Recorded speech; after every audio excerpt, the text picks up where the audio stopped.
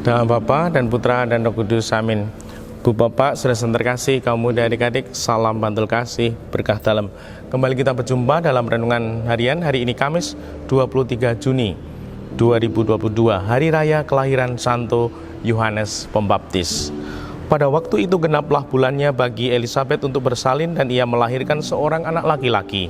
Ketika para tetangga serta anak saudaranya mendengar bahwa Tuhan telah menunjukkan rahmat-Nya yang begitu besar kepada Elisabet, bersukacitalah mereka bersama-sama dengan dia. Maka datanglah mereka pada hari yang ke-8 untuk menyunatkan anak itu. Dan mereka hendak menamai dia Sakaria menurut nama bapaknya. Tetapi Elisabet ibunya berkata, "Jangan, ia harus dinamai Yohanes."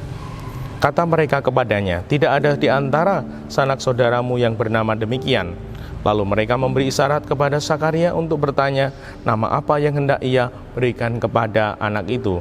Sakaria meminta batu tulis, lalu menuliskan kata-kata ini, namanya adalah Yohanes. Dan mereka pun heran semuanya. Seketika itu juga terbukalah mulut Sakaria, dan terlepaslah lidahnya, lalu ia berkata-kata dan memuji Allah. Maka ketakutanlah semua orang yang tinggal di sekitarnya, dan segala peristiwa itu menjadi buah tutur di seluruh pegunungan Yudea. Semua yang mendengarnya merenungkannya dan berkata, "Menjadi apakah anak ini nanti? Sebab tangan Tuhan menyertai dia." Anak itu bertambah besar dan makin kuat rohnya. Ia kemudian tinggal di padang gurun sampai tiba harinya ia harus menampakkan diri kepada Israel. Demikianlah Injil Tuhan, terpujilah Kristus.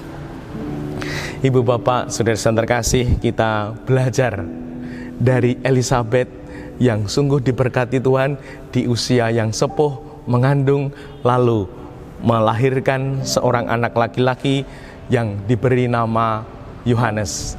Dan sungguh dinamika memberikan nama ini luar biasa. Saya bacakan kembali. Maka datanglah mereka pada hari ke-8 untuk menyunatkan anak itu, dan mereka hendak menamai dia Sakaria. Namun ibunya Elisabet, "Jangan, ia harus dinamai Yohanes." Lalu mereka bertanya kepada Sakaria, dan Sakaria mengatakan dengan menulis di dalam batu tulis, namanya adalah Yohanes. Apa yang bisa kita pelajari dari hal ini? Tradisi mengatakan dia harus dinamai Sakaria. Namun Elisabet dan Sakaria menamai dia Yohanes, mengubah tradisi luar biasa sekali. Nah, ibu bapak, saudara terkasih, sekarang ini zamannya sudah berbeda, zamannya sudah maju. Maka kadangkala kita sungguh harus menjadi pribadi yang berani untuk melakukan sesuatu yang berbeda dan bermakna dengan penuh keyakinan, ketegasan, dan kemantepan. Jangan dia harus diberi nama Yohanes, namanya adalah Yohanes. Ini di luar tradisi, tidak sesuai tradisi, tidak sesuai sejarah. Mengapa dilakukan?